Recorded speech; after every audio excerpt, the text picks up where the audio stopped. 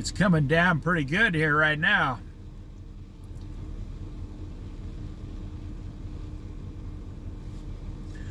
Got like 27-mile-an-hour wind right now. As you can see on the water, the wind is really moving that water. It's supposed to be 100% chance of rain all day long, they said. We need rain.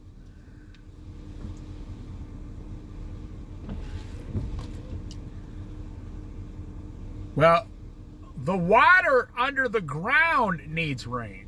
That's what people don't realize. You only see the water on the ground or in the rivers or the lakes, or if there's flooding like up in Washington State right now. That's all you see.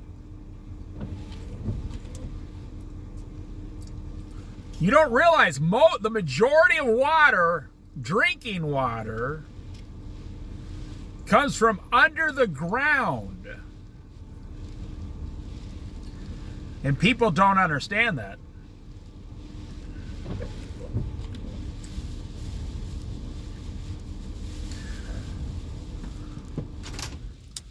So I want to talk about, very briefly here. Well, I'm almost at the end of talking about these types of things.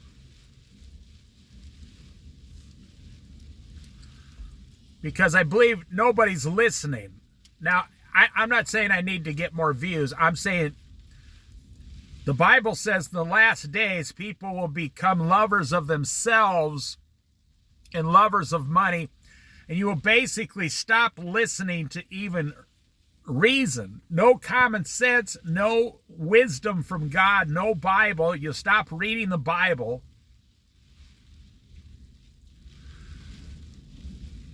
So that's why I'm kind of at the end of making these types of videos. You know, I'll make like a world-class wisdom video. I mean, literally. You get like 7 views. Now, I don't mind making the videos. It's just nobody's listening.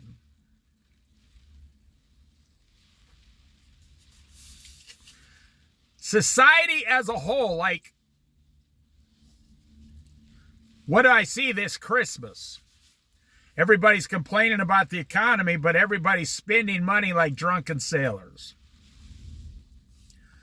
Everybody's complaining, oh, I'm overweight, but nobody's getting ready to lose weight or eat healthy. Everybody's complaining. They don't have a savings account. But nobody opens a savings account and starts saving money. We are living in the most overproductive society in the history of the world as far as your job goes and as far as spending goes. But as far as personal growth, your personal growth and achievements go, we are living in the laziest society in the history of the world. That's what's so weird about right now. We have both at the same time, and that usually has never happened before. Usually over history, people are, industrialized and wealthy, or they're like, they lose everything. There's droughts, floods, whatever. Another, army comes and takes over your nation, and you have like 20 years of poverty as a people. But with today's society, with technology, we have the ability to obtain anything we want at any time we want it for very low cost. I mean, do you ever think you get to the point where you could order a mattress, an entire bedroom set online, and delivered to your house? Free delivery. And you can have it delivered in like 4 days.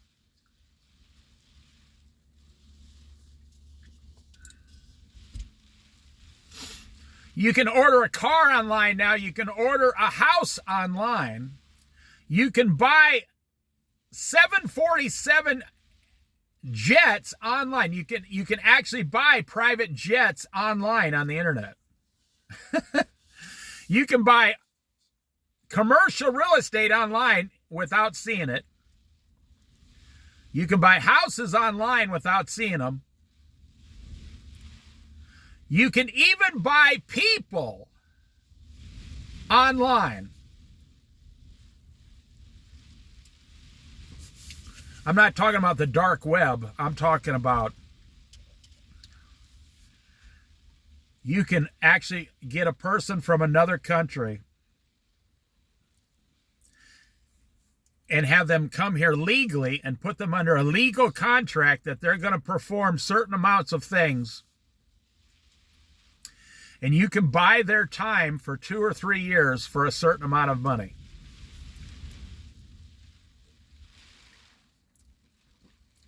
And it's legal because they're agreeing to it. They want you to hire, they want you to buy their time. They will come live in any situation. They will do anything to get out of their country. I mean, it's just, with the internet, you can do anything you want.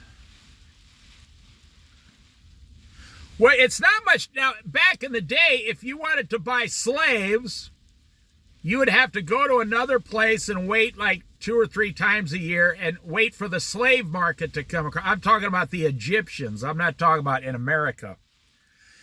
The Egyptians, 1,500 years ago, you'd have to go down to the slave market. If you wanted to buy a car in the 1960s, you had to go down to the dealership, and sometimes it would take, many visits. I had a friend buy a car yesterday off a dealership in two hours. He drove past the place, saw a car at a certain price. It was a good price. He went in, said, "You know me. I already had a car loan from you 3 years ago. All my information's in." They said they pulled him up, said, "Okay, everything's the same." They told him about the car. He says, "I'm going to put this much down." Now, he was just buying a second used car. Boy, he got a good deal. I'm not going to tell you about it, but he got a good deal.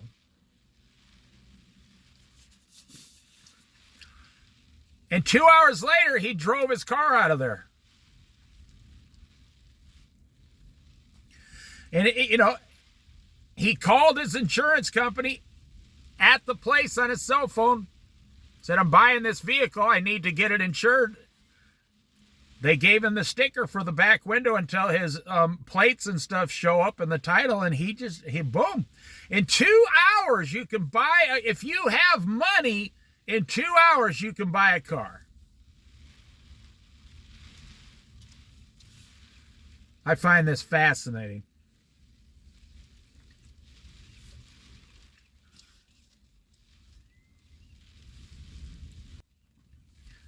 Let me undo the window so you can hear the wind.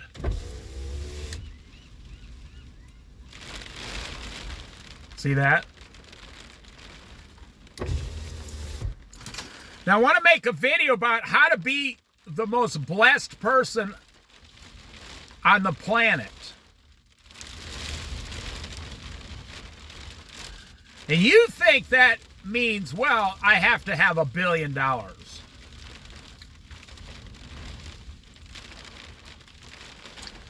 Now, this would be a great video for young people to listen to.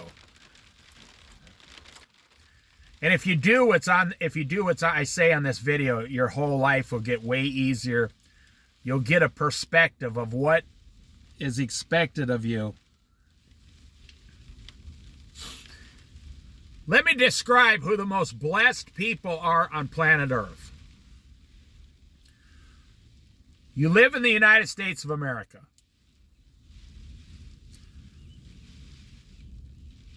You're a born-again Christian. You have a relationship, daily relationship with Jesus Christ. You pray daily. Whoa, did you hear that wind? You pray daily. You read your Bible daily.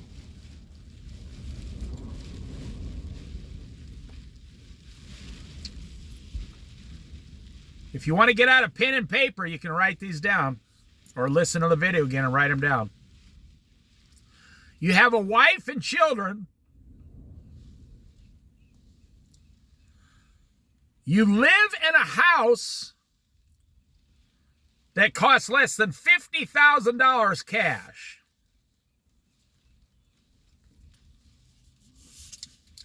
So how do I do that? Well, it depends on what part of the country you live in. You can still buy $60,000 houses. You can still buy $50,000 condominiums in some parts of the United States. Yeah, they're out there. You just got to look them up on the internet. You can buy a trailer house for $10,000. You can move to Florida. They're online. You can look them up. You can buy trailers all day long, nice trailers inside trailer parks for $15,000. And they're not run-down trailer. These are regulated, really nice places to live. About an hour and a half away from the beach.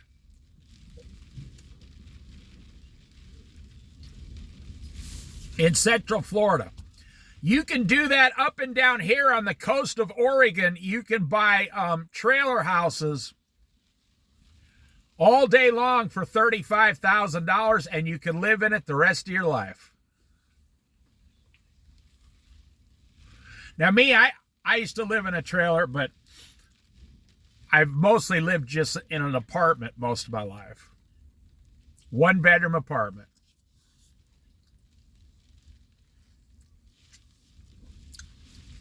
I even lived in a kitchenette for a while with my wife. Best time I ever had in my life. I didn't hardly own anything. I had 2 used vehicles out front. Now, I'll go over everything again if you want to write these down. Had the kitchen. There was a wall behind the kitchen. The bathroom went like where most people have a walk-in closet. They had a bathroom and a shower back behind that. And a bed in the living room and a little tiny living room entryway. It was, I'm telling you, it was a lifestyle of freedom. I enjoyed every moment of my life living in that place. It was fantastic. The rent was $400 a month.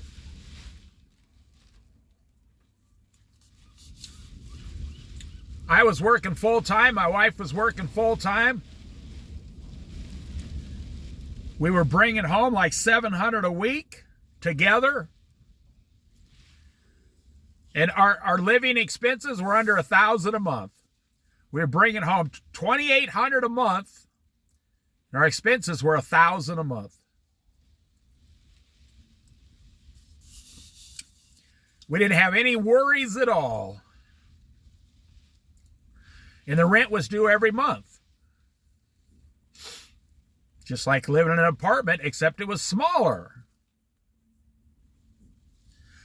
I mean, God has always had me way ahead of my time, you know. People used to tell me back then, how can you live in such a tiny little place? Now, that's so funny. Because today, everybody wants to live in a what they call tiny house, tiny home. Everybody wants to live in a more. I left my house this morning to come down here at 7 a.m. I saw several motorhomes here in town.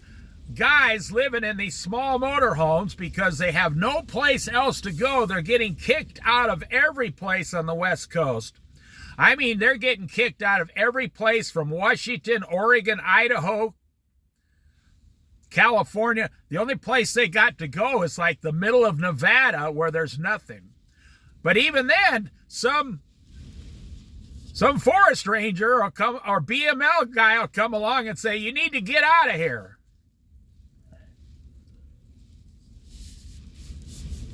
So like a friend of mine, he goes down every winter to southwestern Arizona where you can legally live on BML land 14 days at a time for free.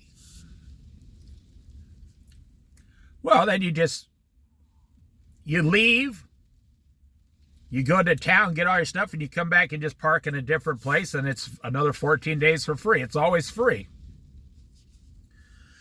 And it's 80 degrees there right now.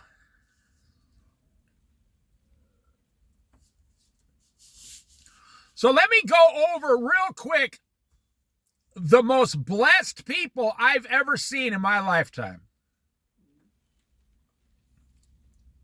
And this will put you in the top 25% most blessed people on planet Earth. Wouldn't you like to be the most blessed people, 25% of the most blessed people on planet Earth?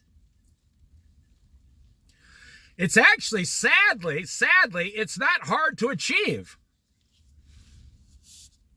It used to be hard to become a rich millionaire, in the 1960s and 70s. But the standards are so low today.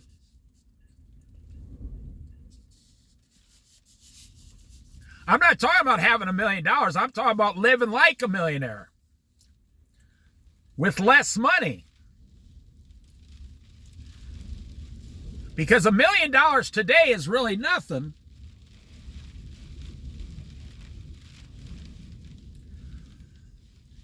And, then you got a big house, you got expensive cars, you got all this insurance, all this stuff. I mean, millionaires need like $100,000 a year to live just to maintain that millionaire lifestyle. And if you have $1 million, that's only 10 years worth of living, and then you're broke. Jesus Christ says, blessed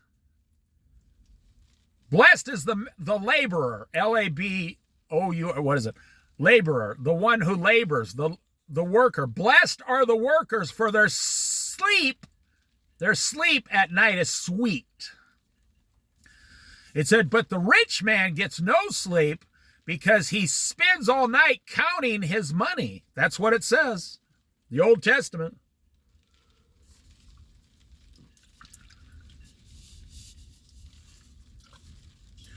Who enjoys a cup of coffee more?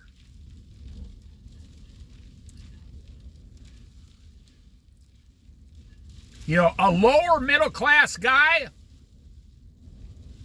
who really enjoys that $2.50 7-Eleven coffee? Or a rich guy who, he's got he buys like $40 bags of coffee. You think, well, I'd rather have that $40 bag of coffee. But the Bible teaches you that that's not the way to go. So my favorite coffee on earth is 7-Eleven coffee. So unfortunately, around Christmas time here, I went to a coffee shop. I'm not going to say where. Now, you go to 7-Eleven, you get a large coffee. I mean, this thing is large. And they have like 6 different coffees to choose from. They have a machine where you can put hot chocolate or sugar, whatever you want to do, Cream. You put anything you want in that cup. They got tea bags. And you go up to like $2.60. And if you have a rewards card, it's under $2. I don't have a rewards card because I'm not going to give everybody my information for the rest of my life to save $12 a year on, coffee. No. I don't hardly drink it anymore. That's the point. I usually drink tea and honey at my house. So I went to this other coffee shop and I learned how rich people I learned how rich people live, and I learned how miserable rich people are. And I was reminded of it. You go into 7-Eleven, they're like $2.60. You go make the coffee, it's fantastic coffee. Praise God. So this week, because it's Christmas, and me and my wife are driving around, and I'm the kind of guy, when it's around her birthday time, I'll start doing little things for her, or I don't get her just one gift. I make a week of things out of it, tiny little things. So I pull the car in front of the coffee shop, and she looks at me because it's Christmas time, and I do the same thing at Christmas. And so I walk in this coffee place, and it's only like the second time I've ever been in this place. The last time I was in there was like 5 years ago. So I go in, I'd like a large coffee. Please leave a little room for cream and sugar. The lady's very nice. And because my wife was with me and it's around Christmas time, I said, I'm going to take one of those very large coffee cake muffins. They were big as far as muffins go. They look good. They look fantastic. I'm going to get my wife a muffin. Never judge a book by its cover. The Bible is the greatest book ever written, and it's got a boring cover on front. And like this coffee cake muffin, it had a fantastic cover, but it was a boring muffin. So I go in there. Now, the prices are clearly marked, not on the coffee, but I don't look at that stuff because I hardly ever go. So I said I'd like a large coffee, and I'd like this muffin for $6. That's right. Dave spent $6 on a muffin. But it was for my wife. It was a Christmas thing. And the lady was extremely nice. I mean, I've seen her around town. She's just an extremely nice, friendly, polite, outgoing person, like 50 years old. She puts it in a bag, gives me the coffee. That'll be $10. The coffee was half the size of a 7-Eleven coffee. Their large cup was a small at 7-Eleven. And it was $4. But, that's fine. So I go over and I left a dollar tip, so I got a coffee and a muffin for $11. And I was happy about it because I says, I don't have to do this again until next Christmas. I won't be doing this again for another year. So, I mean, I'm living in the 30 and 40 year ago. I'm still stuck in the 70s and 80s, even with prices. So I'm in there. And I put the cream and stuff in my coffee. And one thing, I think they had, what was it? Oh, nutmeg. I've never put nutmeg in coffee before, so I tried it. Boy, that stuff is like, boy.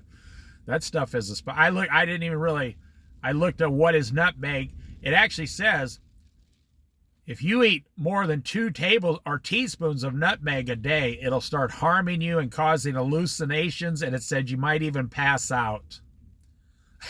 I'm like, whoa. So it's the first time I've ever put nutmeg in my coffee, just like one little sprinkle, I never knew, I mean, I've been a cook or a chef my whole life. I never knew you could put that nutmeg could make a guy pass out or something. So I go out and I'm like, my wife's like, what did you buy? And I'm kind of hiding it from her. I said, well, we'll drive down by the river and you'll find out, got a little surprise for my wife, I'm teasing her. And we get down there and she's eating this. And I says, how is your muffin? She said, it's dry. Oh, man, that's so funny. My muffin is dry. My $6 muffin is dry. That's what's so funny. See, I could have went to, if I wanted to do it, I could have went and bought 4 really good, nice, moist, covered with nuts on the top, banana nut muffins at the grocery store for $6. And we could have had muffins for 2 days. That's how I save all my money. Or I should say, that's how I save money. I don't give it away. So that's fine. But my wife's the kind of person, she enjoys it. Well, as far as food goes, she's spoiled because I cook all the food since we've been married. I've been like, I got all this 25 years of restaurant cooking experience. Which is funny because after all that experience, one of my favorite meals now is just like a $4 bag of like broccoli crunch salad and I'm done. That's one of my favorite meals now. Or I'll add some raw onion to it, or I don't even use the dressing. I just, boom. Split a bag, split a tomato in it, split some onion in it, split a little cucumber, and sometimes split a can of tuna between, and then you got, for like $6, we got 2 full salads, 100% healthy, all vegetables.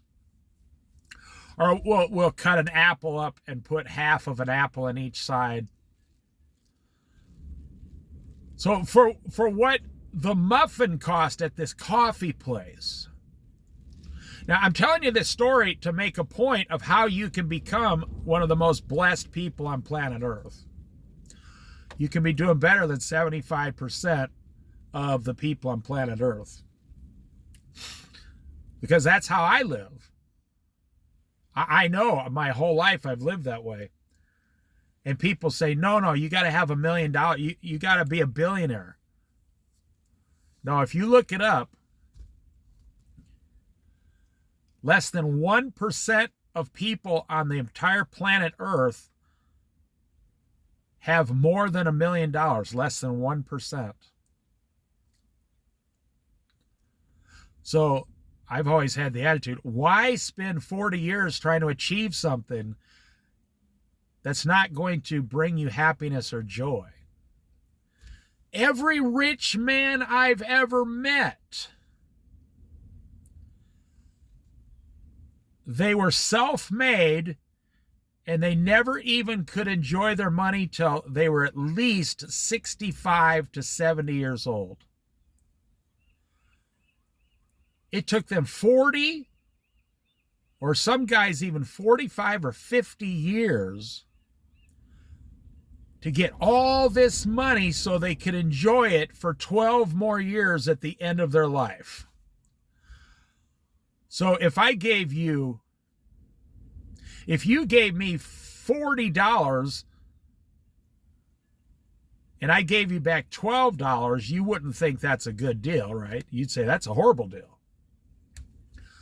So you're going to give 40 years to be rich and get back 12 years.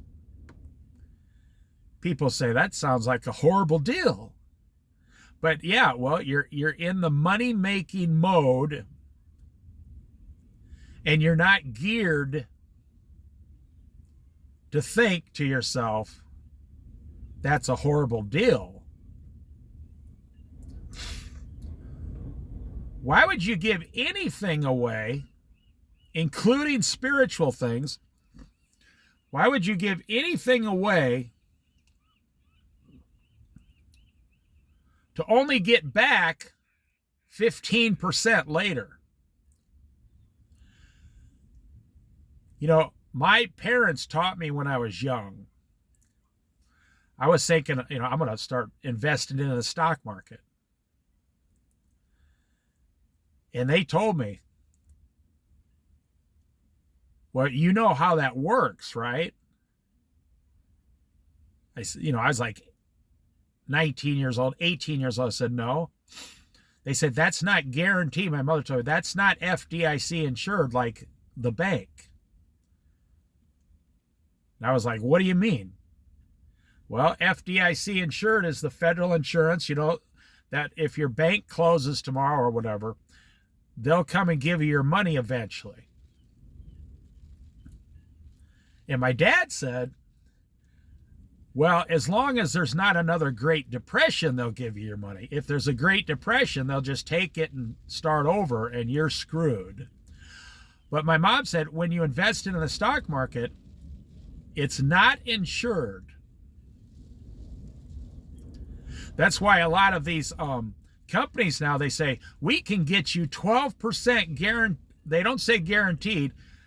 And they say, we are backed by personal financial insurance.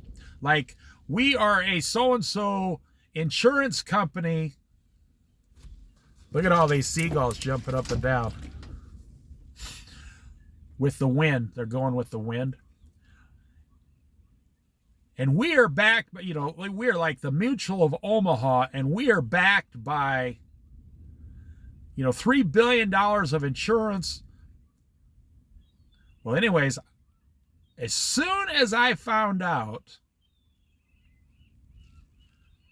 that you could give the stock market your money and there is a chance that they won't give you back the money in the future,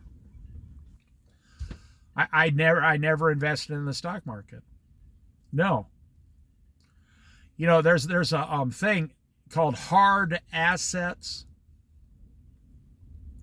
There's a thing called hard assets. The only assets you want to own is hard assets. So I know a friend of mine. He actually lives in another state. He just bought, like 4 or 5 years ago, he went down and bought 100 ounces worth of silver. And he got it when it was like $27 an ounce, and he had to pay $3 an ounce. So it cost him $30 an ounce total. So he put his $3,000 down and bought 100 ounces worth of silver.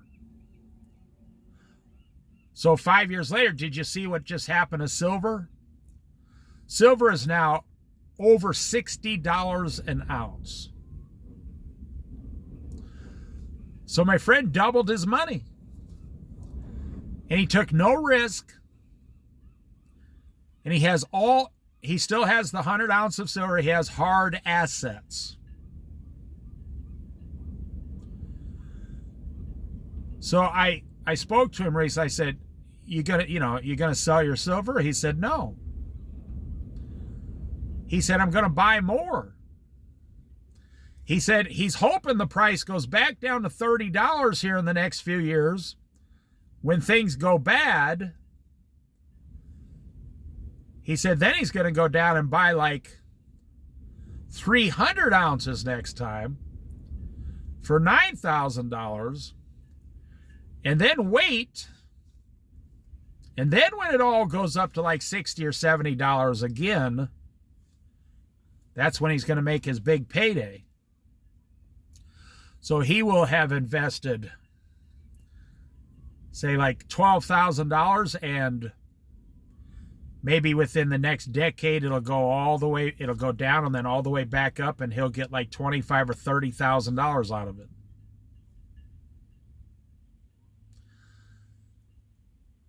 You see, that's how truly wealthy people live and never go broke. Now, let me get back to what I was saying to you.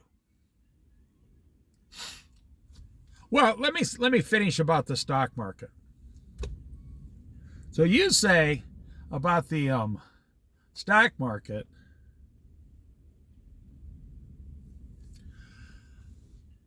Who would, I could go to the casino, like the blackjack table. And the way blackjack works is there's about a 75%, I don't know what the numbers are, but there's about a 75% chance that you're going to win. But there's always a 25% chance the house is going to win 25% of the time, or whatever the numbers are. And people, they go there all the time. They're always putting their money down, put the money down, put the money down. And they always think, I got a good deal, I got a good deal. And the house knows the more you play and the more people that play, so basically they're just collecting 20, it all averages out for the house 25%. And the longer you play, so you can go to a casino and win $10,000 on blackjack. But the casino knows if you keep playing, they're going to get 25% out of you, and you're going to lose your money. That's why when someone comes in, high rollers come into Vegas on a jet, and they land at the airport, and a limo takes them down to the place, and they meet these guys at the front door because they know this guy's going to drop $1 million in that casino. And they got the best of the best. Everything's free. The suite's free. They know these people. Some guy comes from Saudi Arabia. He might drop $9 million in that casino, which is really crazy, but not really, because that guy's $9 million is like your $90. Like if you lost, not 900, like if you lost $90 in Vegas, this guy's a multi-billionaire. $9 million is like your $90. They just got so much money. So the guy goes in, he drops $9 million, and he won $3 million, and he says, I'm leaving. I got $12 million. And he's got security guards, and they're like, how would you like your money? Well, it's usually electronically now, but... And what do? They beg this guy to stay, because they know if he stays a couple more nights,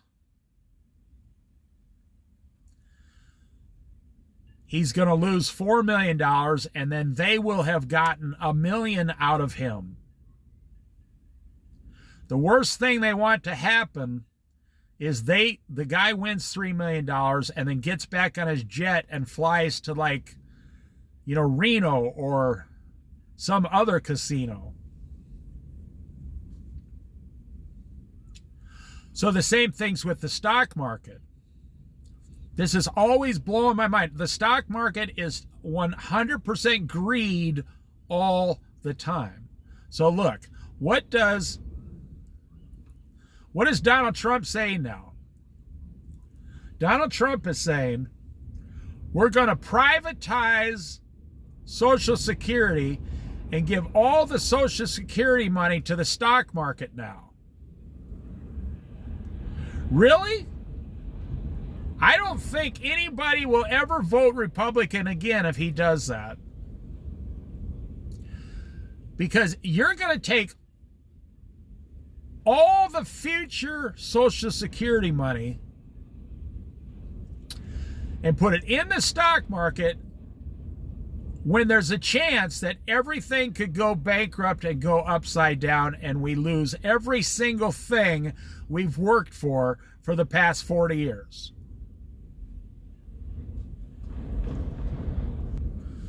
Well, and Donald Trump, he's a big believer in the stock market, so that's why he's going to do it.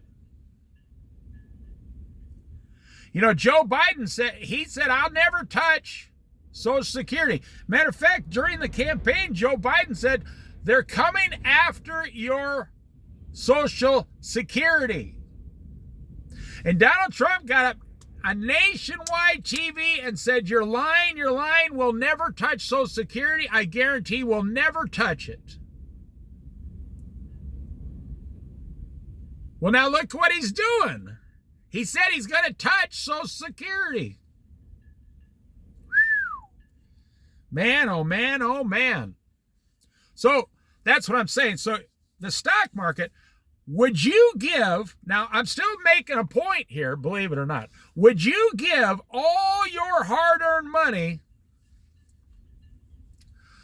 So the way you got to look at it is, you're going to, over your lifetime, you're going to save $250,000 approximately if you start when you're 20 and you're saving and you got a 401k and you regularly save money. You're going to get, one day you're going to give the stock market $250,000 and hope that you get somewhere between 7 and 12% interest. Now let's figure that out. So 250,000, look at that wind. Wow. Whoa, that's like a 45-mile-an-hour wind gust right there. Coming, oh wow, look at it coming down that Siuslaw River. So you're going to give someone $250,000. Companies out there, and you don't even know what these companies are actually doing, in their corporate offices. Oh, what was it? Sonic's? It was some restaurant that's not that fast foods, that's not that popular, but it is popular, kind of. They have 1,200 locations nationwide, which is not a lot for fast food joints, no. They said next year they're closing 300 to 400 of their locations next year. They're reducing all their stores 20%. Would you go and invest into that stock? So you're going to give someone $250,000 and hope to get 10%, $25,000. But out of your 25, you got to pay tax and things, so you're only going to bring home 20,000. Now listen, what you're doing is you're telling people, I'm giving you my entire life savings. Look at all those seagulls take off. I'm giving you my entire... Oh, they all took off and left. They'll come back. I'm giving you my entire life savings, and I hope you're going to give me back $20,000. Now, why does the government like the stock market? Because you pay tax on it. And they get the tax, federal and state. Why do the governments love home ownership? Because you pay taxes on houses. You don't pay taxes on apartments. Only the landlord does. Now, it may be put into your rent, but you don't pay all the stuff. Why does the government love all these specialty school taxes and everything? Some school districts in America are so heavily taxed, they could never close the school because of all the tax they're collecting from the local people, from levies and stuff. And now we run a lot of our police stations on tax. We run a levy tax. We run a lot of our fire departments on specialty taxes in some areas. Why do they do that? Why don't they just simply say, everybody pays 10% across the board?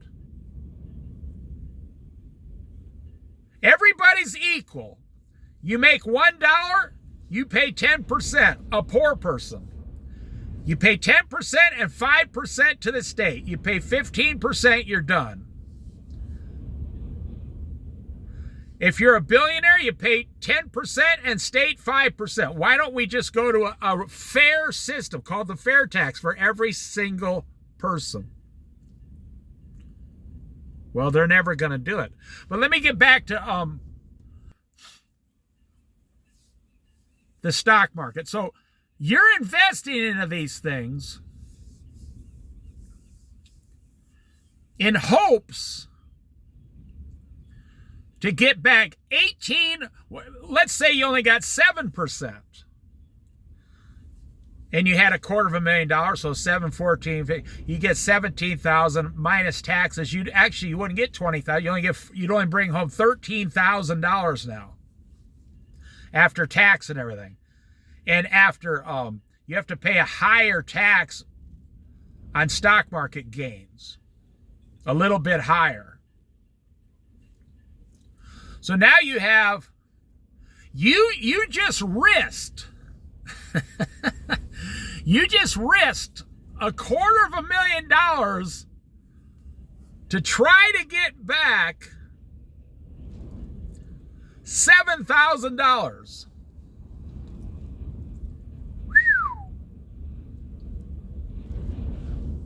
No, about $10,000. If you got 7%, it'd be 7, 14, 17. So it'd be 13,000. I'm sorry. You risked $250,000 to get back $13,000. That is pure greed. And it's also pure foolishness. And nobody should ever have $250,000 laying around anyway. What you should have is assets. You should have a lot of your money in cash at the bank. You should have, if you had that much money, you should have a year's worth of supplies at your house. A lot of people have $250,000 or 200,000 in the bank, and they owe 400,000 on their house. Or they owe 200,000 on their house. You're completely upside down. But what do they say? I'm worth $200,000. No, you owe 200 on your house. Well, yeah. Pay off your house immediately and start saving the money. You got a $2,500 a month house payment, which $500 goes to interest you never get back.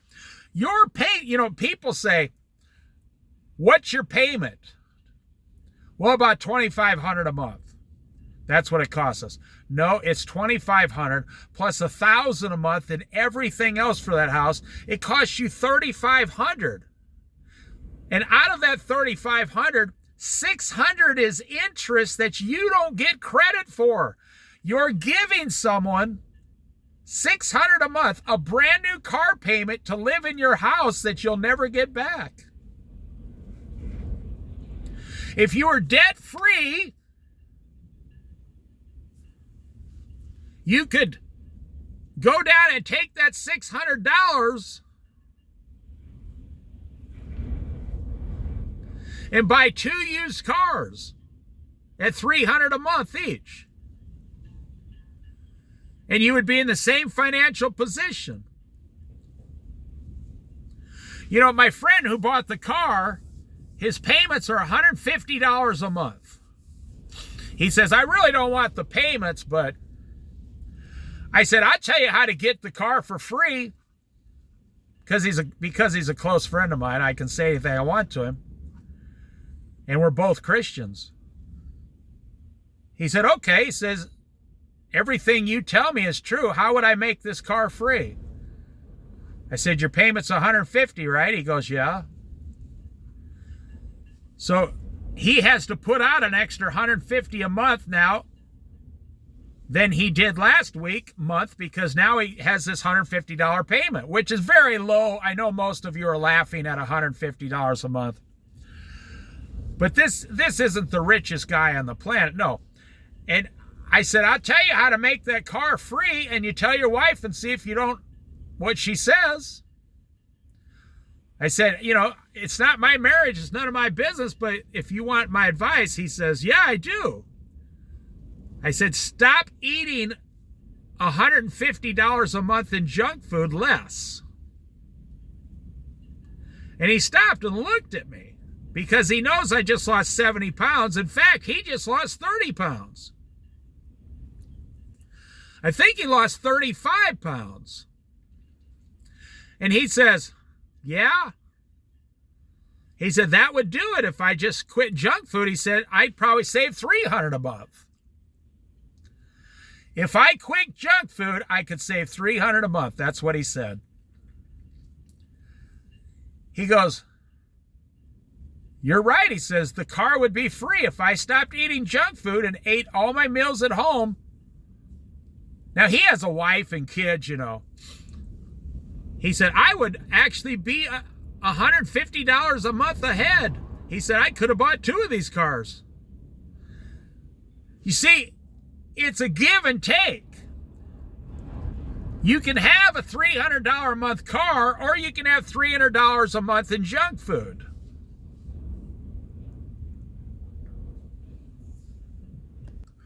Now, let me go backwards here. I want to go back to how I started this video.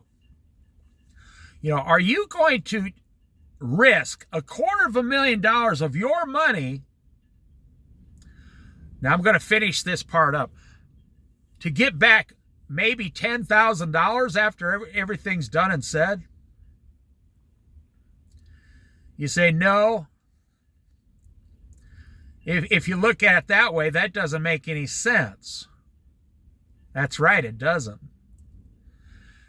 You know, I tell my, this guy, this single guy, he wants to invest. I said, invest into yourself. Take 10,000 of that money and go buy a business or start a business. And, you know, he says, well, what do you mean? I said, listen, if you had $250,000 in the bank, well, this friend I knew had 50,000 invested, so we'll go 50,000. And he was getting like a 10% thing on, so 5,000 a year. I said, forget about it. Take 5,000 of your 50 and go start your own company. He says, like what? Lawn mowing, pressure washing, gutter cleaning, window washing businesses. Because when you start that, you're going to make $20,000 a year. So you took 5,000 and now you make 20,000 a year. You're on that 5,000, you're getting 400% by going to work, and your other 45,000, just put it in the bank and let it sit there. You don't need to go to an investment company. And this is actually a very bad thing for young people now. They're skipping college to invest into cryptocurrency. And they're skipping college to invest. It's a real problem. They talk about it all the time. The government's given the numbers that these young people are saying, instead of going to college, I'm going to invest like $1,000 a month into cryptocurrency or some, cryptocurrency just went from like 120,000 to 85,000. That doesn't sound like a good investment. And there's nothing backing it. It's just fake, pretend money.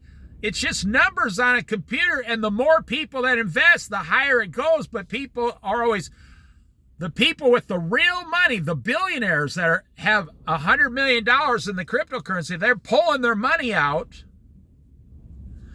And that's why cryptocurrency is going down now. But that's what I tell people. You know, I know a guy, he details cars. And he makes about $30,000 a year, and he invested $10,000 into a trailer with all the detailing stuff, and he triples his money every year. And he still has the business. He still has all the equipment, the hard assets that he could sell anytime he wants. So he could say, I have a detail company that makes $30,000 a year. I'm going to sell it for just 1 year. I'll sell it for $30,000. And the customer list, my list of customers, the guy could retire, and he started out with a $10,000 investment. This guy makes $30,000 working about 3.5 days a week. He doesn't even work full time because it's a small area, but you see, he took money and invested into himself. I remember when I lived in Iowa, I was 26 years old. So I lost my job, this job I had. It was a, well, they went out of business or something. And I told my wife, I said, I just start my own business tomorrow. She says, okay. I went down to, at that time, I went down to the Kmart and bought, you got to understand, 35 years ago. I bought one of the most expensive push or self-propelled lawnmowers they had for $199. And it was when the mulching blade came out for the first time. It was like a double blade underneath, and it shredded the grass as it was cutting it at the same time. So you didn't have to pick up the grass. Matter of fact, I had to tell the customers, they said, I want my grass picked up. I had to take them out to my lawnmower and say, with this lawnmower, you don't need to pick up the grass. They said, no, I want it picked up. I don't want it in the house. I said, you're not understanding. Come outside and I'm going to show you something. This is a new technology. This shreds all your into like little tiny confetti pieces and goes back into your lawn to make a better lawn. It becomes food for the lawn. And then I would mow some of their yard and they'd come out and go, wow, that's called a mulcher. I've never seen that. I said, well, it's a new technology back then, 35 years ago. Now it's just commonplace, but. And they had it something called the only way you could get your business out was the thrifty nickel. It would cost $5 to put a 4 or 5 line ad in this paper that went out to like 20,000 houses. And the paper was free. That's why it didn't always go to house. It went around to businesses and people would pick them up. It was no charge. They got all their money off advertising. If I was a younger man, I would start my own newspaper, my own thrifty nickel. I would get a computerized printing press, all done by computer, and I would start a little tiny localized newspaper that had interesting stories and crossword puzzles and all that stuff. And I would make all my money off advertising from the businesses. And the newspaper would be free. And it would just be like, 10 inches by 5 inches. And I would just put it out. Now, they still have them around here. And they make all their money off people advertising in them. And then they go out. You print about 10,000 a month. They have just monthlies, and you can make like 5,000 or 6,000 in advertising revenue right there. And I just gave you a great idea for someone who really knows how to get door to door and business to business and get the advertising and get all these. Oh my goodness, you could easily start your own business. I put that ad in the Thrifty nickel shopper for like 3 weeks, $15. And I had to pull the ad because my phone, this was back when, I remember I told my wife, says, I'm going to have to get an answering machine, which is funny, makes some of you laugh. I have to get an answering machine, put a message on it. Thank you for calling so-and-so lawn care.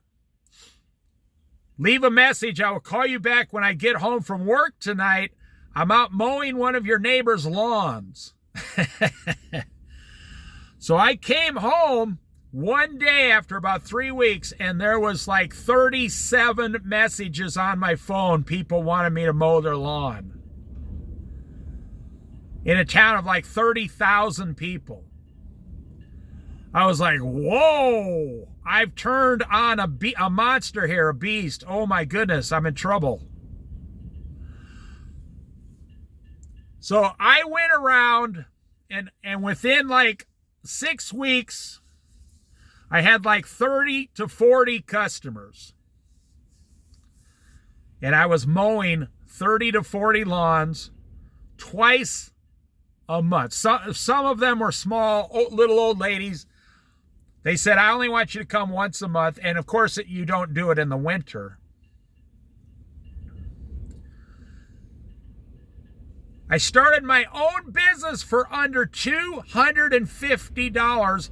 And I had a little Dodge Aspen station wagon, and I put the mower in the back.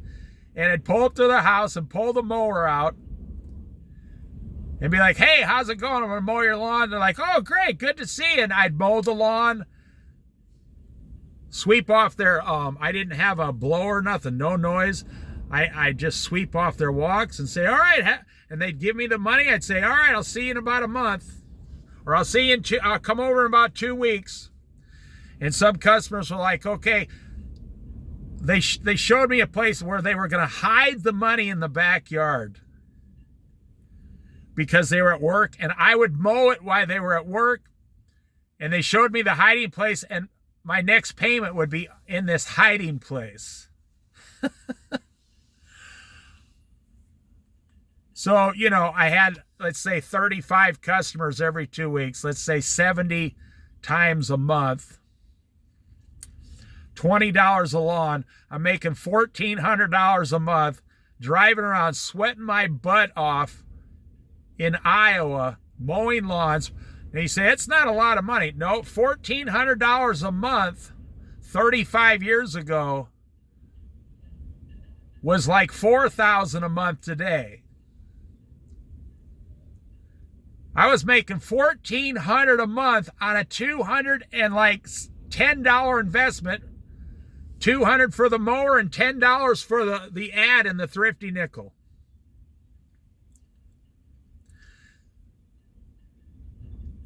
And finally, I had to change my answering machine announcement. I said, thank you for calling, but at this time, we are no longer taking new customers.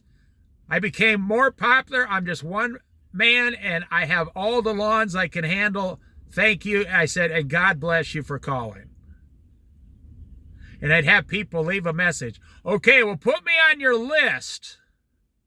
Or, yeah, this is so-and-so. I live next to Mrs. So-and-so. You mow her lawn. I want you to mow my lawn while you're mowing her lawn. For $199, I could drive down to Walmart next spring, get a $500 lawnmower,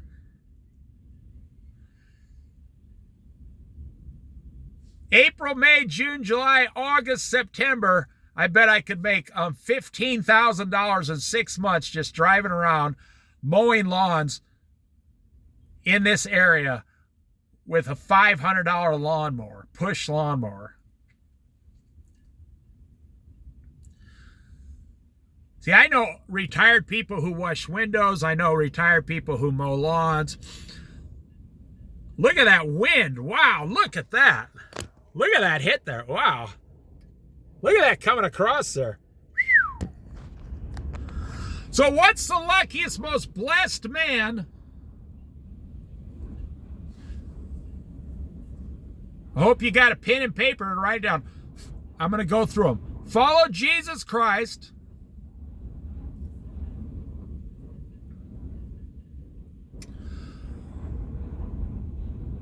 Pray every day. Read your Bible every day. Take care of your family. Get a job that you like doing. But that's the good part. I just told you it doesn't have to make a lot of money. Live in a $30,000 trailer. Live in a $30,000 trailer. Drive $3,000 cars that you paid cash for. I mean, you can buy one of those every 3 years. Stay 100% debt free. So if you're working 40 hours a week making $30,000 a year, and your wife's working 30 hours a week making $20,000 a year, you should be able to live on the $30,000 a year and save 100% of your wife's pay. You should be able to save $20,000 a year. So there, right there, you're living better than 75% of the people on planet Earth. And you have no stress, no debt. Every 18 months, you save what it costs you to live for a year. So every 18 months, you have a whole nother year's worth of backup. And when you live this way, now when you walk into your trailer, now I'm telling you, I've seen it firsthand in my 63 and a half years on this planet. The guy who pulls his $3,000 truck up to his trailer, his wife and kids are in there. She's barefoot and pregnant in the kitchen. No, I'm just joking. But that's usually how it is, actually. And the kids are playing, and Daddy's home, and he walks in to his castle. His castle might be an $18,000 trailer that's paid for, and his lot rent is only $400 a month, like down in Arkansas, Nebraska, Iowa, South Dakota, North Dakota. I've been to all these places. Missouri, Kansas. I've been to every one of these places. I can drive to Colorado right now and buy a $20,000 trailer and live in it. And pay about $500, $600, $700 a month lot rent in an extremely nice place. I mean, some of those places have swimming pools, game rooms. This guy walks into his castle with his family, 100% debt-free. He's got a lot of money in the bank, and he has a way to go make money. And if his, let's say he works down at the plant or whatever plant it is making whatever product, he's living at the plant. If they close the plant, this guy smiles. I had a boss, this happened to me twice in my life. I worked at a place where they actually closed the plant back in Iowa. And I'm telling you, I'd never experienced this because I was young, and people were, full-blown adults were crying and weeping and like wailing like someone just died. I've never experienced that before. And I was just a single guy taking home $400 a week. This was back in 1982. That was a lot of money. It was like $1,600 a week today. But there was no inflation back then. And everybody's like, and someone asked me, well, what are you going to do? They said, you'll be okay. You're young. I said, well, what has age got to do with it? I'm going to be okay. I said, I don't have any debt. I live with my parents. I just own an old car and a motorcycle. I don't got no debt. I'm still eating my mom's French toast and her pancakes. I still go home and help my dad every Sunday split wood. And they just looked at me and said, yeah, that's how I was when I was young. You know, now that I'm older. Now these people, they were scared to death. They were going to lose their house. Some of these people were old enough where they were about 3 years away from retirement and they just lost all their money. And they didn't have any money. They had no savings. They had a lot of debt, just like today. But me, you know, being a redneck hillbilly country boy, I just took 3 months off and went fishing. My mom says, what are you going to do? I said, I'm going to go fishing. I mean, I have a, you know, we never went out on unemployment. Unemployment back then wasn't even worth going on. I mean, I was making bringing home $400 a week. And unemployment paid like, literally, I'm not making this up, like $58 a week.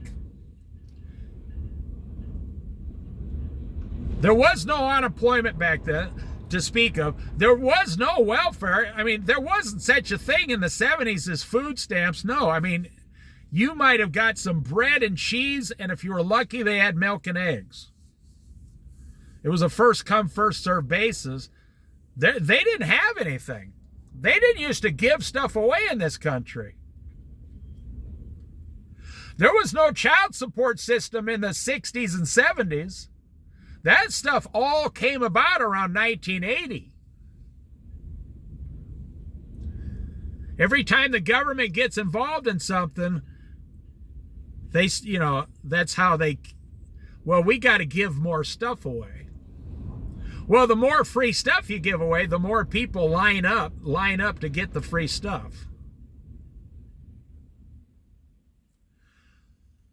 They say around here, 1 out of every 5 households goes to the food bank here. 20% of our citizens go to the food bank so they don't starve every month.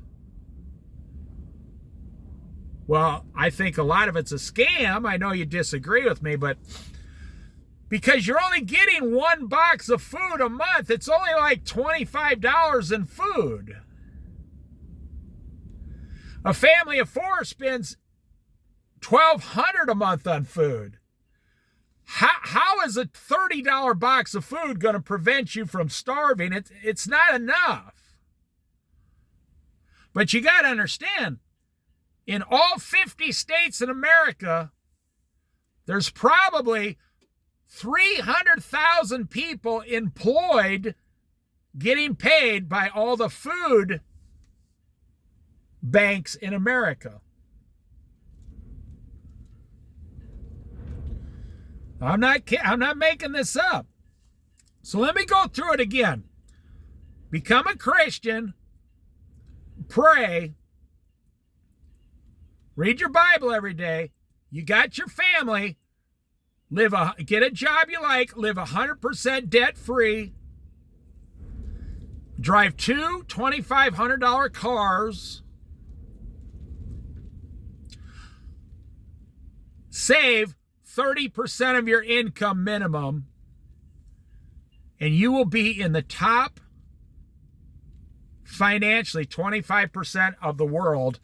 And as far as Americans are concerned, depending on how you judge prosperity, you'll be in the top like 35% of all Americans. Now, I'm saying dependent. They might make a lot more money than you and your wife, but they have a lot of debt. I always my dad taught me, I said once, well, at least we own our own house. And my mom said, that's right, we own our own house. And my dad said, you're both full of a bunch of bull, blah, blah, blah, blah crap. He said, the bank owns the house. He said, I ought to know. I make the payment every month. He said, we don't own this house. And I said, I was like 11 years old. I said, what do you mean we don't own this house? He said, what are you, stupid? Yeah, I was raised by an old school guy who was born in the 1930s. This guy could outwork anybody you know. That's the way that whole generation was. These guys didn't think about coming home. They thought about work. And they worked, and they never stopped working from the day they were born till the day they died. The only problem with that generation is they went into a lot of debt. And they were the beginning of the Industrial Revolution of appliances. And they went out and bought every appliance they could think of. And it made them poor, made that generation financially poor, stricken financially. They had too many toys, yes, even though they worked. And that was the generation that wanted bigger houses and bigger cars and then faster cars. Now cars became smaller because they want them to go faster. I've always said this on a side note. The guys who design the cars at the big automotive companies, they're the worst kind of guys you ever want to design cars. Because most of them are all race car guys. And their thinking is always screwed up. That's like politicians. The worst person you want running a country is a politician. No, I want some housewives running the country. That's who I would vote for. Let's replace everyone and get about 100 housewives from every state to go run the country. Our country will be completely fixed in about 20 years. Because a housewife knows how to make a budget, how to cook, how to do your laundry, how to get a good deal on a couch down at the Walmart or the Kmart. Politicians no longer know this stuff. We should have the country run by housewives. I know, you've never heard that before.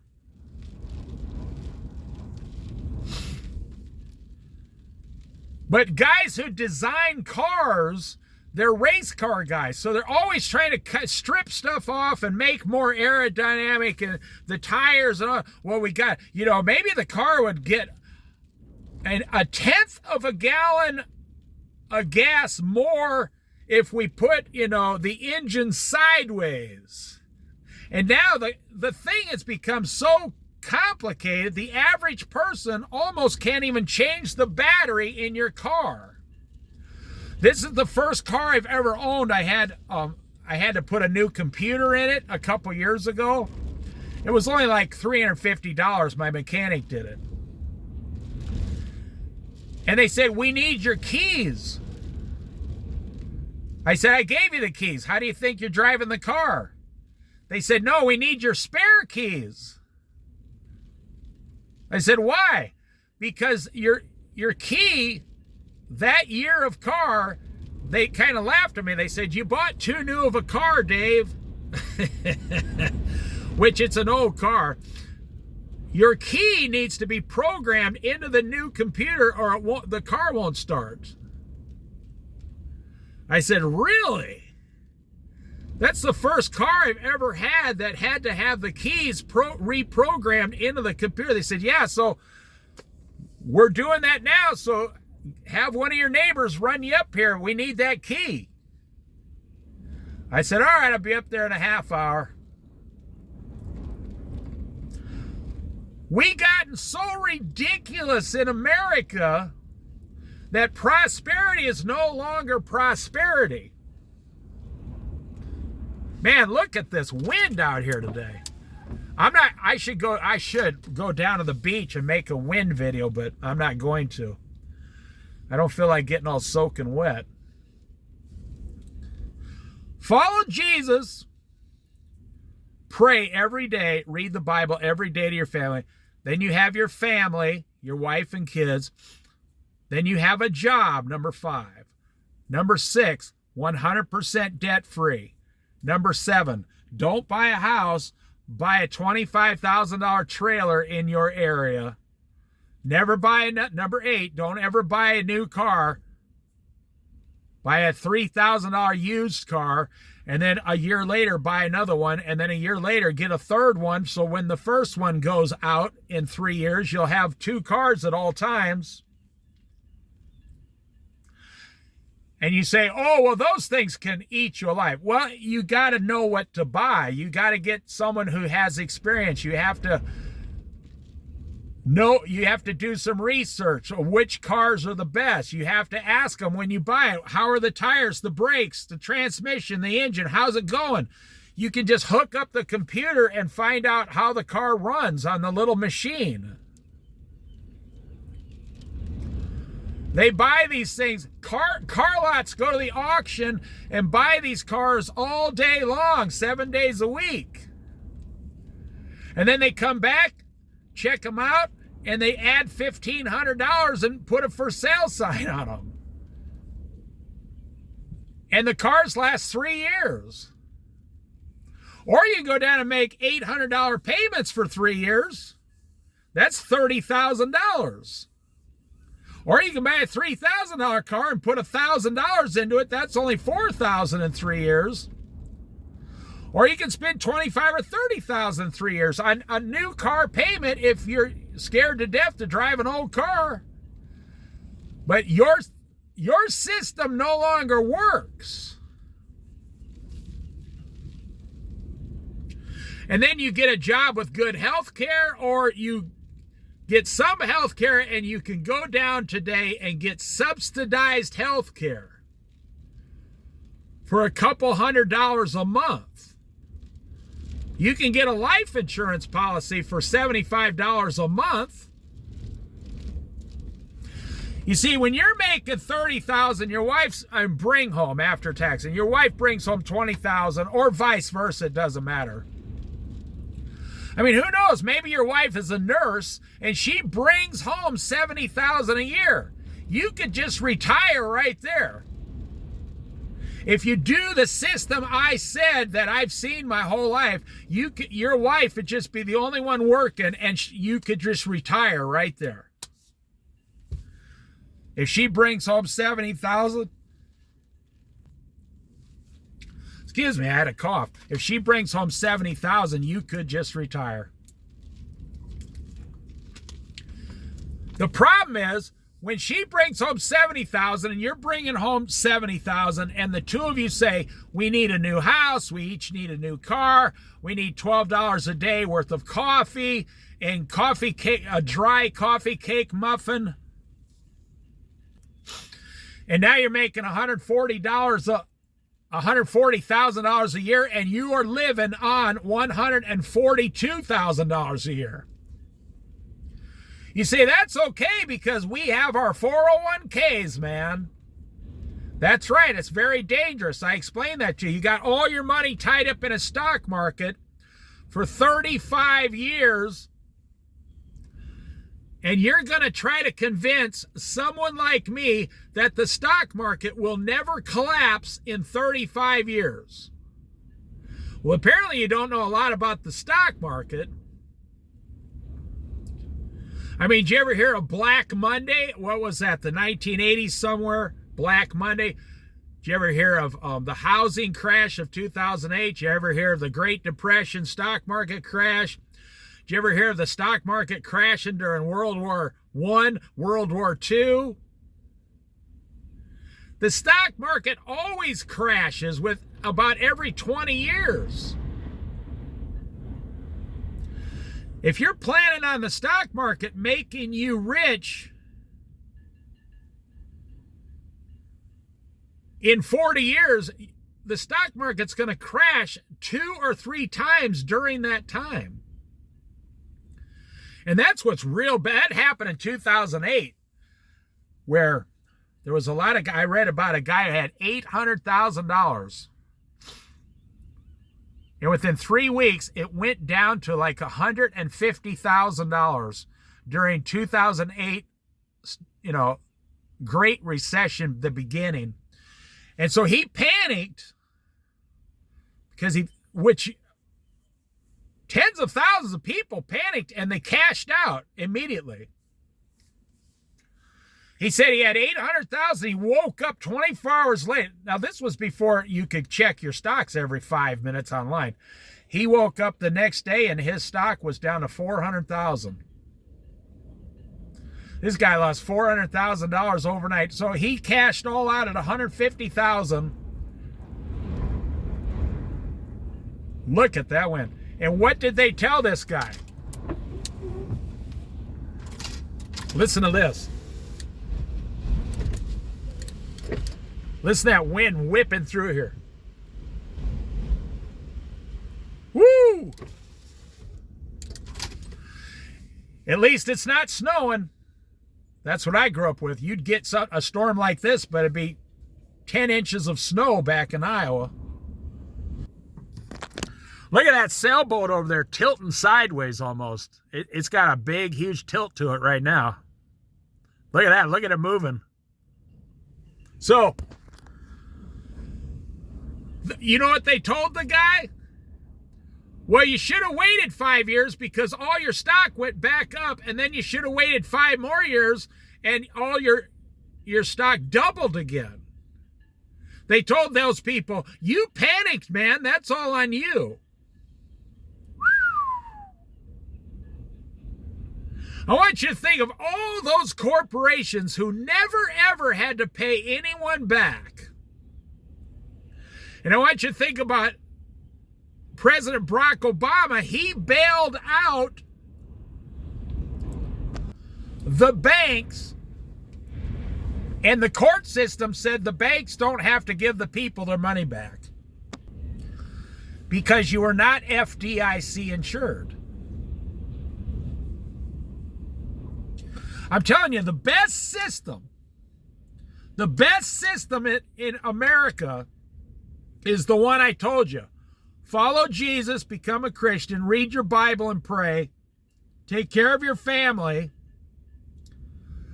save a minimum of 30% of everything you earn, stay 100% debt-free, and live in a 2-bedroom trailer for $40,000, $30,000, $15,000. Now, that's not going to work if you don't save money. You'll be just like the guy making $200,000 a year who doesn't save any money. I know a restaurant. Well, they don't do this good anymore, but the old owners in this restaurant were making $1.4 million a year in sales. Now, you think that's a lot of money, but it's only like $3,000 a day or something like that. It's not that much money. And considering the prices of everything on the menu today, it's only about $3,500 a day. And they're making $1.3 million to $1.4 million a year. They sold the restaurant because they were losing money.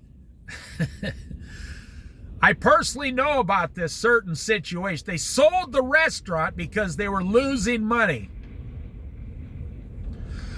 Now, the previous owner, 15 years ago, that restaurant used to bring in $800,000 a year, and they made $70,000 in profit. You see how small the profit is? But the guy ran his 2 automobiles through on taxes, and he got a lot of free meals, at the cost of the restaurant. So it was a good life 15 years ago. It was a great life. Actually, it was 20 years ago. So he was getting 70 grand 20 years ago and living high on the hog and, have a few drinks now and then out of the bar. And it was all, wrote off on taxes, and he still got 70 grand 20 years ago. So that same restaurant now makes 1.4 million and loses money. Now this was 2 years ago. So now somebody else bought the restaurant. And now they don't really know exactly what they're doing, and the restaurant now is only going to make about $700,000 a year. It's gone way down, even with the increase in prices. It's a restaurant south of here, in one of the cities south of here, a big city south of here. Now, the new owners, God bless them, but their profit the first year is going to be less than $50,000 to run a $700,000 a year restaurant. But the profit will only be $50,000. They could have went to the grocery store and brought home $50,000 a year working 45 hours a week. But they're going to work in a restaurant 80 hours a week and only make $50,000 profit. So the redneck hillbilly down in Arkansas, living in a trailer, maybe on 3 acres of his own land, maybe doesn't even pay lot rent. And him and his wife and kids are living on $30,000 a year, and he's saving $30,000 a year out of his wife's wages. He is better off than the person who owns this $1 million a year restaurant.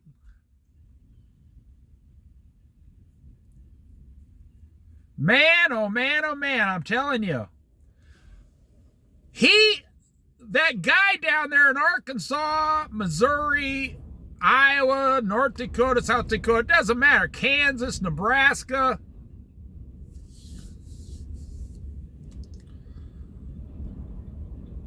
Oklahoma, they are better off with this system than the so-called rich man. Because these people, they say, well, we're going to build the restaurant up over the next few years, and then we're going to get more profit over the next few years. I knew a person who, husband and wife, bought a restaurant. They were 48 years old. They ran that restaurant for 17 years.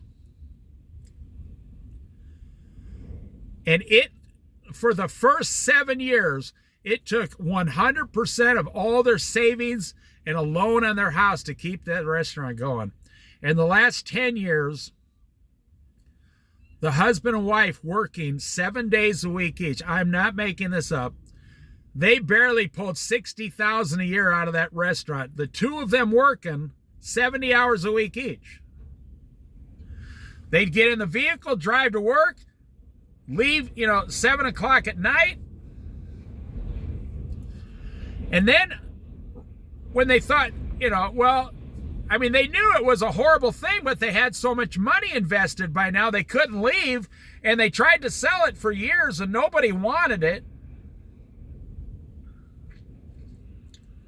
Which is funny because they used to both be restaurant managers when they were younger, making like $100,000 a year as restaurant managers. They should have known better, And then the woman got sick at 60 years old, and the whole thing was a bust.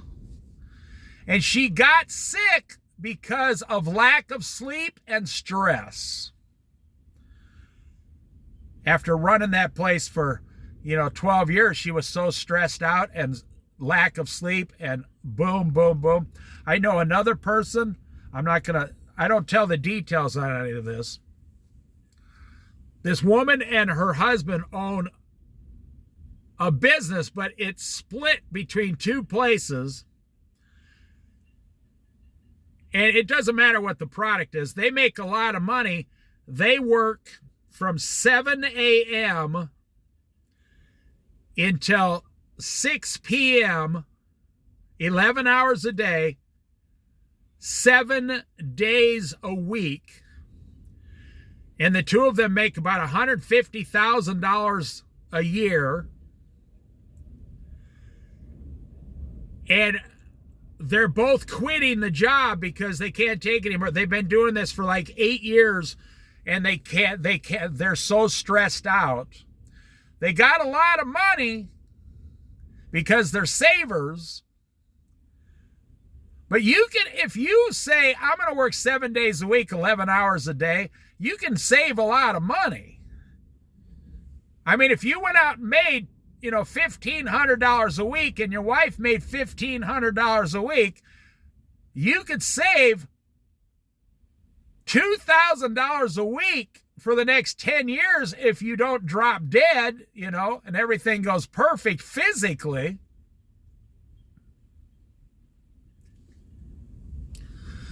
But that's not how the human body was created. You can't do it.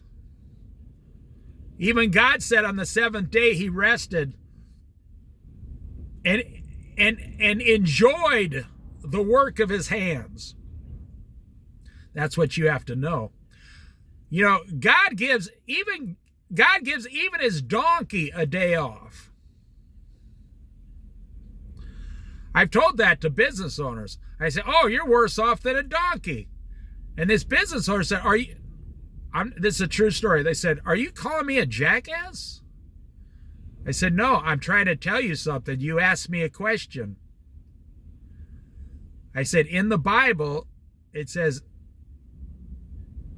God gives a donkey a day. A wise man will give his animals a day of rest. I said, you're worse off than an animal, a donkey.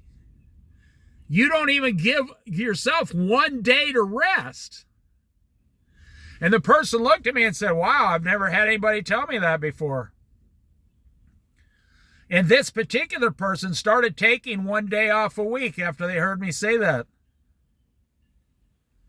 And it changed their life. Anybody can work 75 hours a week. That's why I'm always amazed when people, it doesn't matter what age you are, young people or middle-aged people, they say, I can't find a job. No, you can't find a $90,000 a year job. You can find a $17 an hour job. Or you can find a $20 an hour job 7 days a week. Anybody can do that. But you say, no, I can't find an $80,000 a year job to pay for all of my toys and luxuries. Well, that's the funny thing. I've told this before. It's a catch-22. You buy a brand new car. This is how Americans think now. We never used to think like this 50 years ago, but today we don't have any thinking involved. You go out and buy an $800 a month car payment.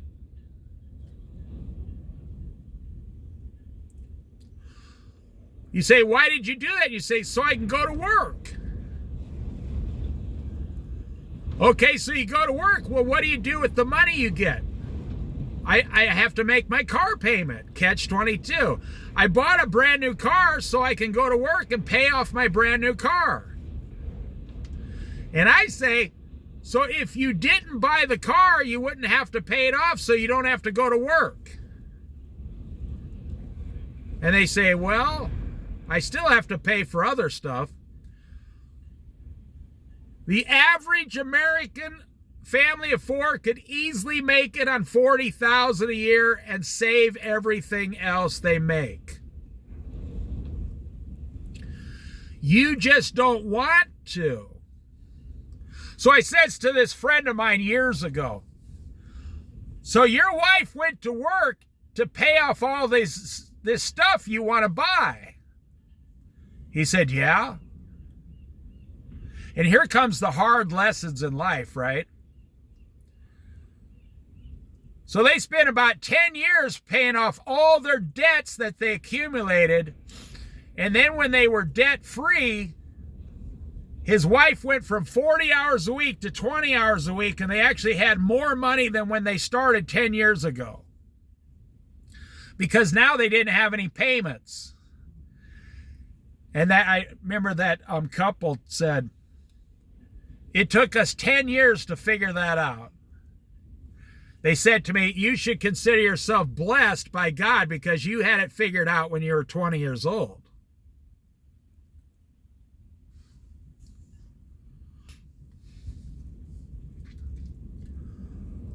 So they went out and got like $1,500 a month worth of toys, payments. So his wife, she never worked. She was a stay-at-home mom. So now she had to, this was 30 years ago. So now she had to go and make $1,500 a month to make the payments. And after 10 years, they became debt-free and they didn't buy any more stuff because they realized they made a huge mistake in life getting payments. So they went down to debt-free, and now his wife went from 40 hours a week to 20 hours a week, and they could still save 100% of her wages now. So now they were saving $700 a month out of her 20 hours a week. And the guy kind of said, well, it took us 10 years to figure that out. He said, because I said, well, it didn't take you 10 years to figure it out. It took you 10 years to pay it off. You figured it out after about 2 or 3 years.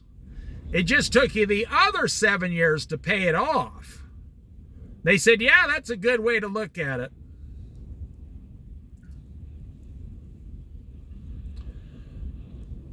I had people tell me before, you need to buy a new car. I just laugh, I say, why? I'll look better when I go to the grocery store and buy my milk and eggs and bread.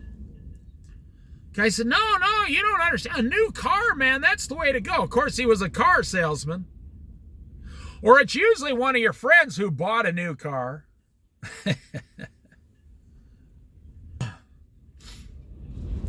I said, what's wrong with my car over here? This little, 1978 Dodge Aspen station wagon with a slant 6 engine. He goes, your car is a piece of crap. I said, well, where's your car? He's at the parking lot. This is a long time ago. He goes, right over there, man. Look at how nice my car is. I said, and we both shop at the same store and we both got here the same. He said, hey, well, if you want to be known as the guy who drives around a crap car the rest of your life. I just laughed. I said, some people are so poor they don't even have a car. The guy says, not me. I'm going to have a new car as long as I live. I said, well, you're going to be making those payments as long as you live. And some people are like that. They buy a new car every 3 years. I knew a guy, he was a millionaire. A lot of guys used to do this. They still do it today. They get a car they like and trade it in every 12 months for the new one. They're always under the warranty.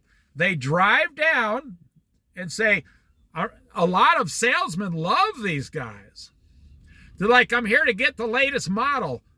Which kind of changes were made on this car? And sometimes they say, no changes. They say, well, I'll buy the new car. I mean, you think they'd wait at least every 2 years, but they don't. These guys, they trade their car in and they get the same payments. They don't ever pay off the car. It's kind of like, that's when they came up with leasing a car, people who just lease a car.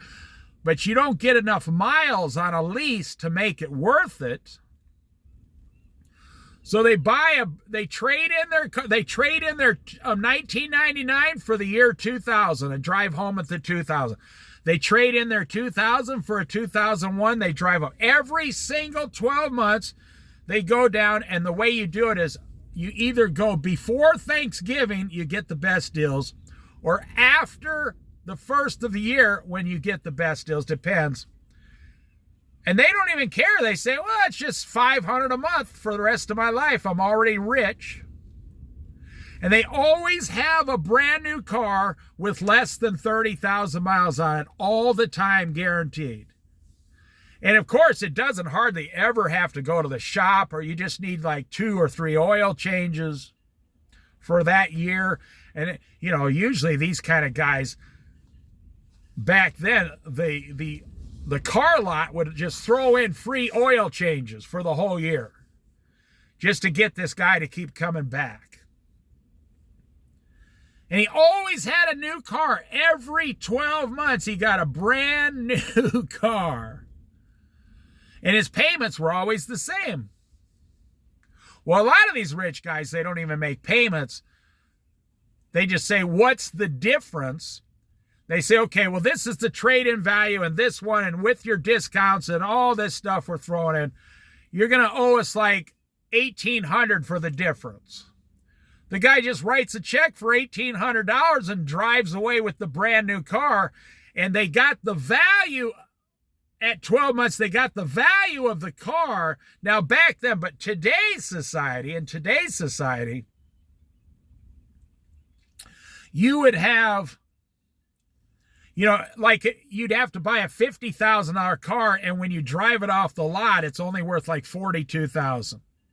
When you come back in a year, they're only going to give you $35,000. So the difference in today's cars is so much larger, you'd have to write like another $15,000 check to cover it. But there's a lot of rich guys, got several $1 million. They write that $15,000 check every year to get a new car. They don't even think about it. They don't think life is about living for God and your family. They think life is about living life and working hard and getting money so you can have all these pleasures in life.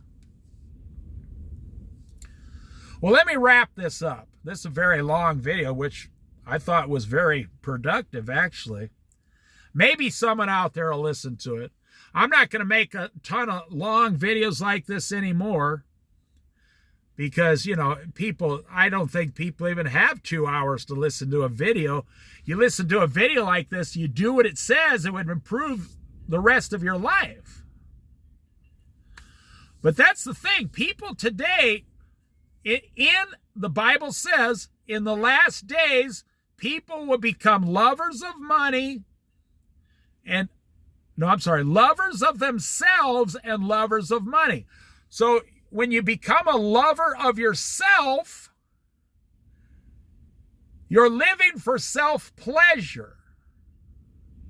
When you become a lover of money, that you think, you know, money can get me anything I want, self-pleasure.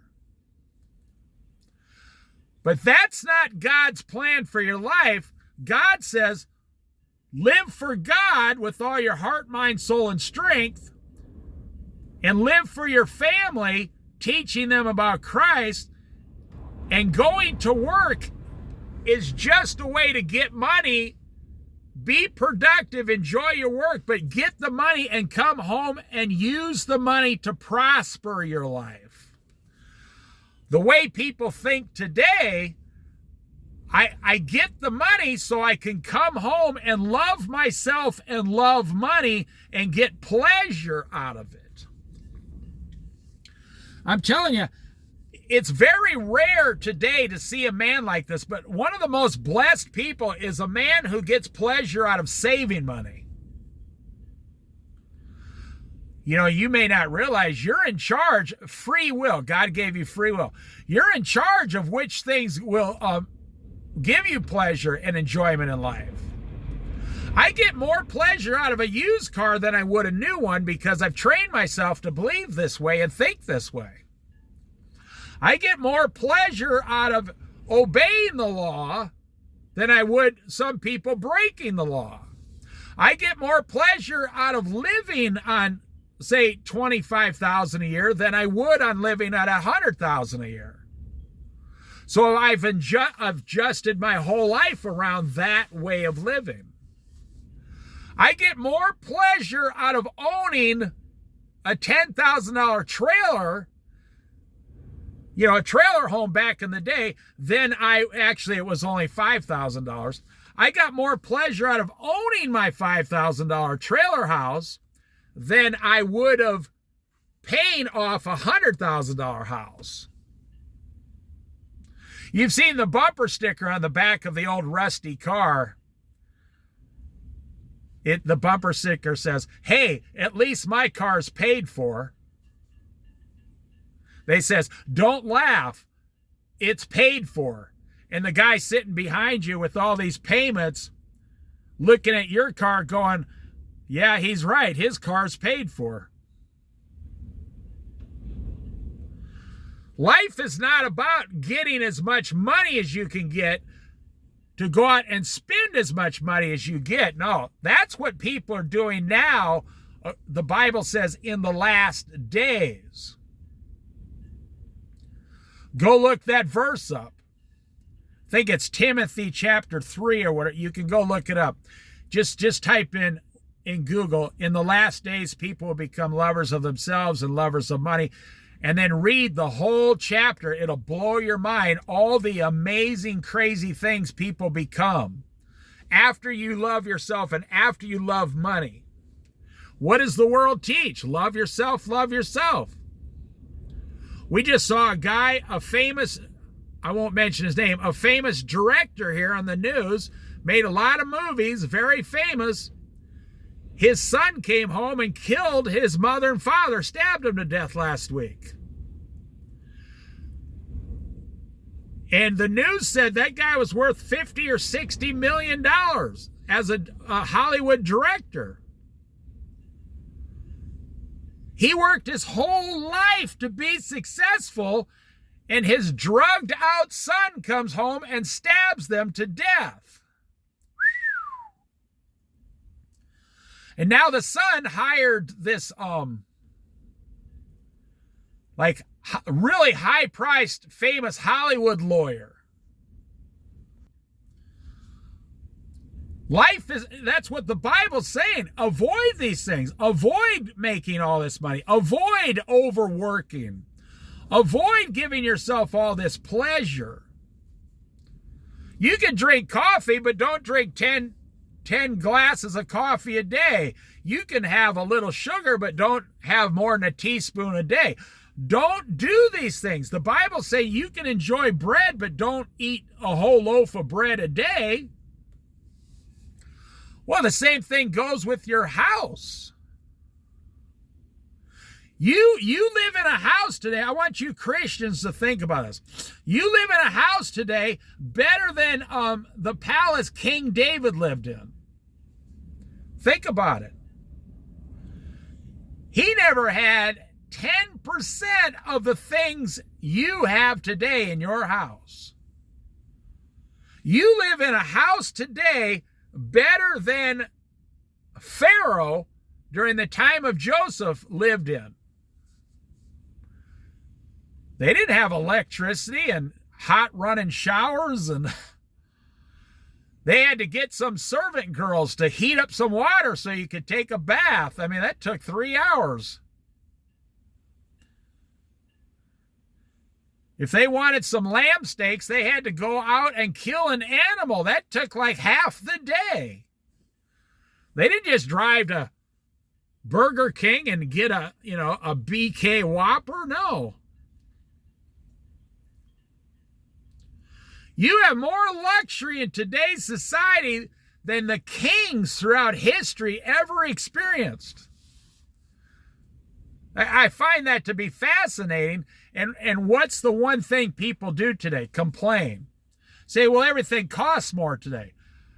No, that's the way you think because you're buying things that cost more. You have free will. You don't have to buy a $400,000 house. You can move back to South Dakota or Iowa and buy a $70,000 house. They still exist. You can move anywhere and buy a $30,000 trailer to live in. You don't have to give away any of your money. You can live in a $1,000 a month apartment. You say, oh, I'm not going to do that. I had a neighbor who had 3 children, and she was waiting to get on subsidized rent because the man she was married to, well, she never got married, but he took off and left them. And she was poor. It took her 6 years for her name to come up on subsidized rent. And she worked. And all 3 of her children went to school. And the 4 of them lived in a 1-bedroom apartment for like $700 a month for 6 years. It can be done. And she had a strong family. Her family, you know, they were very helpful, and they visited all the time and helped take care of the kids. And they were the nicest people on earth. And she finally got subsidized rent in a 2-bedroom apartment across town. But that's funny. By the time she got subsidized rent, her first child was old enough to go to college. Wow. Talk about a failed system. Now, I'm not saying she deserves subsidized rent, but I was making the point that 4 or 5 people can live in a 1-bedroom apartment. My wife grew up in a family with 6 kids, a mother and a father, 8 people in a three-room small house. 3 bedrooms, but the bedrooms were really small. One was like half a bedroom, and they put the 2 littlest kids in it. So, yeah. Put them in the same bed until they're like 6 years old. Today, everybody wants as much as you can possibly get.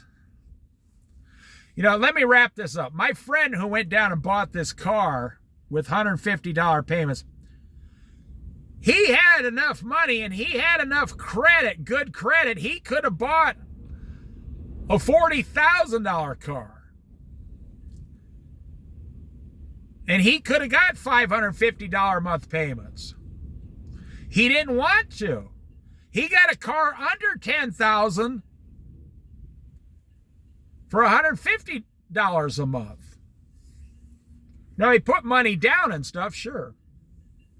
I'm not going to give you too many details about it, but he chose to buy a cheaper car.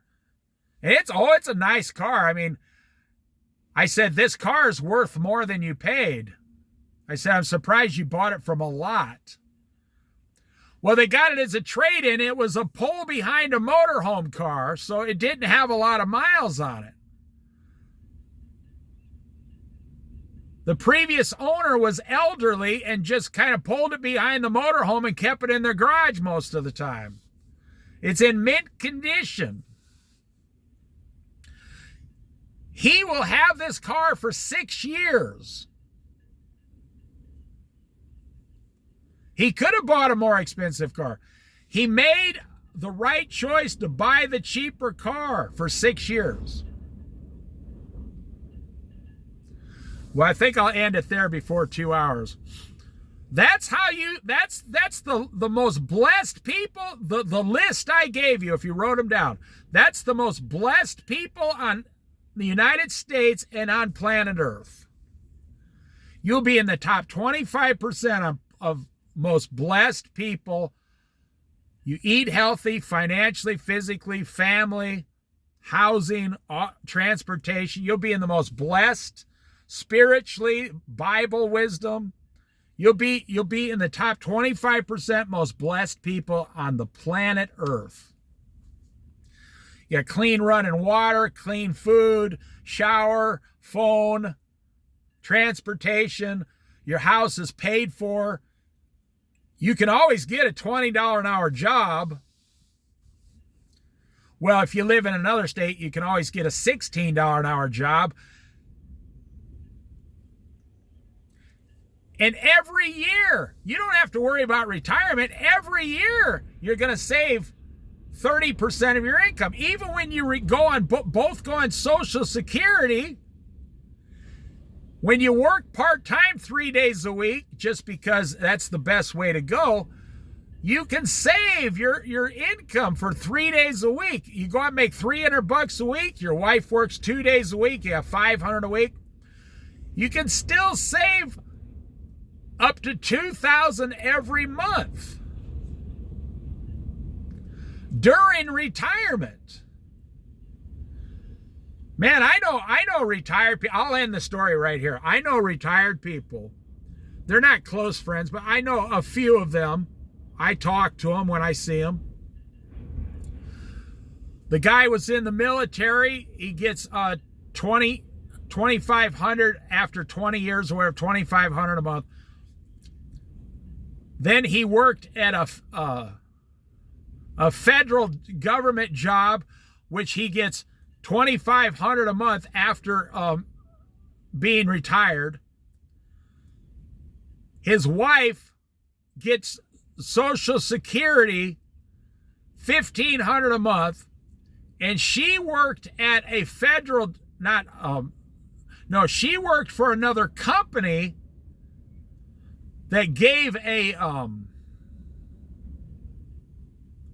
like a stock option thing or something that gives them like $1,000 a month for the rest of their life.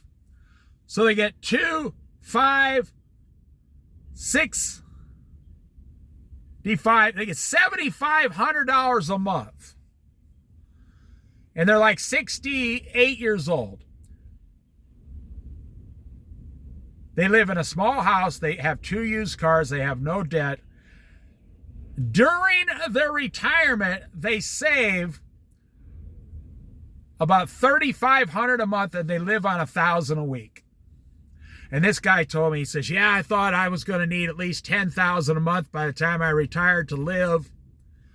Said, it turns out I live on $1,000 a week like a king. He said, I have trouble spending $1,000 a week. We save $3,500 a month. And they don't work. Neither one of them work. It's all built up pensions, Social Security, and Army money. He said, we live on $4,000 a month and we save $3,500 a month. And I know probably 10 or 12 couples that do that. They're saving more by being retired than most people save, when they're 50, 45, 50, 55 years old, working 60 hours a week. They're saving more during retirement. I mean, could you imagine in 10 years? They're saving $35,000 a year. So in 10 years, they're going to have another $350,000 to $400,000 saved to give their children when they pass away. And they got everything they want out of life.